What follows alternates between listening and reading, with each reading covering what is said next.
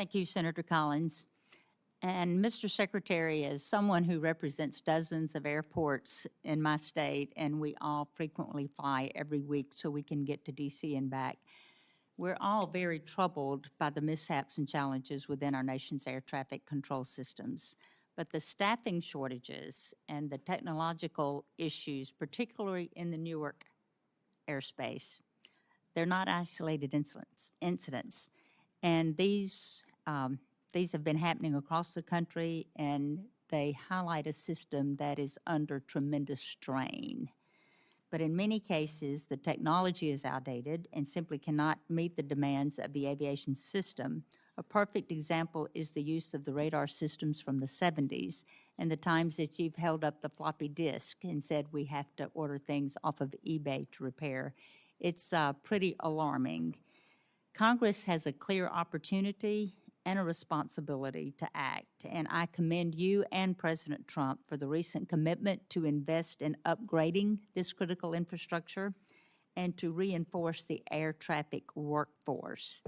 It is certainly much needed and a step in the right direction, but as you are aware, the committee has a long bipartisan history of directing more funding to the FAA for modernization and for hiring critical safety staff, including air traffic controllers and then the safety inspectors.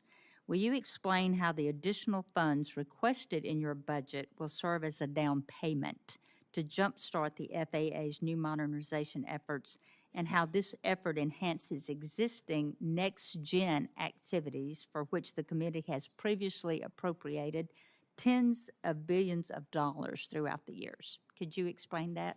Yes, if I could just make one clarification. We do try to buy replacement parts on eBay for this really old equipment. Sometimes we can't even find it on eBay, so we're trying to use 3D printing to craft replacement parts for the system that we use. And just one other point, we do see cracks in the system. We'll see those cracks to the tune of multiple hundred per week. Now, again, systems aren't going down, but if you look at how the system is operating, it should be troubling for everybody. And a warning sign that time is not on our side, and it's important that we make the investments. What we're doing right now, and I think the air traffic control shortage is critical. We're 3,000 short. We've been 3,000 short for some time. And so, by the way, you'd think it's not that hard to think through, just get more controllers into the system and through the system. It actually is more complicated.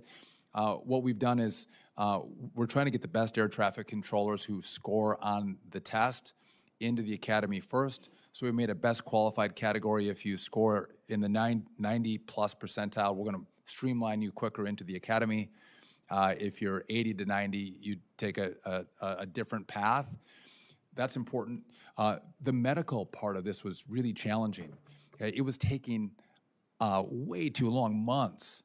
We've worked to get our academy prospects getting the medicals done sooner and then getting the results from those tests back quicker. We're paying bonuses to make that happen to the doctors who do the test, but we don't have another choice. We have to move up our academy grads. We've offered counseling. I was at Oklahoma City, and a lot of the students were saying, listen, if we could just get some extra help, we can make it, but a few of us are having a little bit of issues in this little space, and instead of washing out, we'll get those controllers to make it, but could you give us a little bit of extra counseling if we need it, tutoring if we need it? And so we've implemented that for those controllers who are just on the edge to make sure they can make it through the program, because we have a 35% washout rate at the academy, 35%. If we could just move that to 25%, we're going to make up a real difference in the number of controllers that we get through the academy, passing the test, and then training up. And then I think what's also important is we have great air traffic controllers on the job. They can retire per the rules of Congress after 25 years of service. Well, these are the most experienced.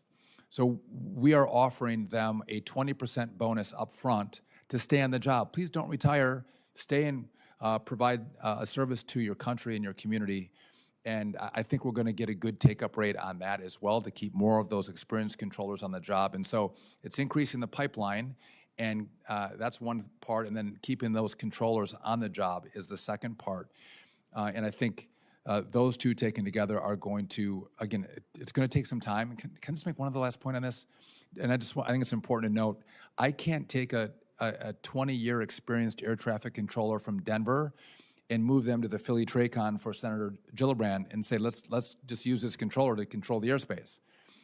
Because that really great controller from Denver has to get trained up on the Newark airspace, and it can take them upwards of a year to get trained specifically on that airspace. So I just can't move controllers around and address the shortfalls that we have in certain TRACONs or towers. It takes time. And even training up more controllers, once they're out of the academy, it takes a year to 3 years to get them fully trained. And so this is going to be a longer process, and all of us working together to have some vision is going to be what's key to resolving this in the next 1, 2, and 3 years. Thank you, and thank you for that forward thinking and the ways that we can extend that. I want to talk briefly about the Air Traffic Collegiate Training Initiative, since we were talking about that. And, I've spoken to you several times about my work in Mississippi to help boost aviation workforce, so critically important. And the need in this field is obviously, as you're just describing, endless. But the FAA Air Traffic Collegiate Training Initiative, in partnership with select colleges and universities, has successfully taught the basics of the air traffic control to qualified students, which allow them to quickly progress through the FAA Academy. What can this committee do to help the additional schools into the ATCTI program to help increase the number of the ATC staff? And would that require also expanding capacity for the FAA Academy?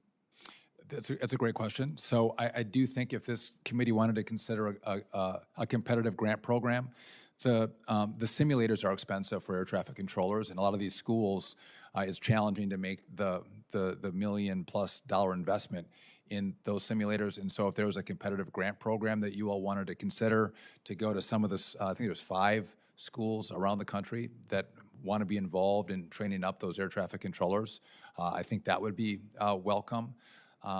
What's also it's been hard.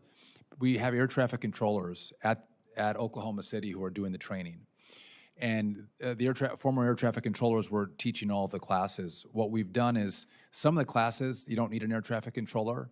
If we're doing some math classes, we can take just a professor to teach the math class. I don't need an air traffic controller. So we're going to bring in professors to teach classes that professors can teach. And that means we have more air traffic controllers to teach air traffic control classes, which means we can expand the capacity of Oklahoma City, getting more young people in and through the academy. And so, again, because it's the chicken or the egg, but we weren't getting enough air traffic controllers to come in and teach at the academy. This is allowing us to use the ones that we have to stretch them further. And again, that means I think we can. Next year, we're at 2,000 right now. I think we can get to 2,200, 2,300 in the next fiscal year. Kids, through the academy. Through the academy. Thank you. And briefly, because I'm way over my time, would you speak to the importance of supporting our small shipyards, especially in the wake of decreases in the dedicated funding in recent years? 100%. Again, I think this is an all of America approach to shipbuilding. Larger, smaller yards have to be supported. And again, I think it's going to take all shipyards and all of government if we're going to be successful in ramping up American shipbuilding. Well, the funding, the administration's proposal to fund these grants at $105 million is a demonstration, certainly, that you're directing the support there, and we certainly appreciate that.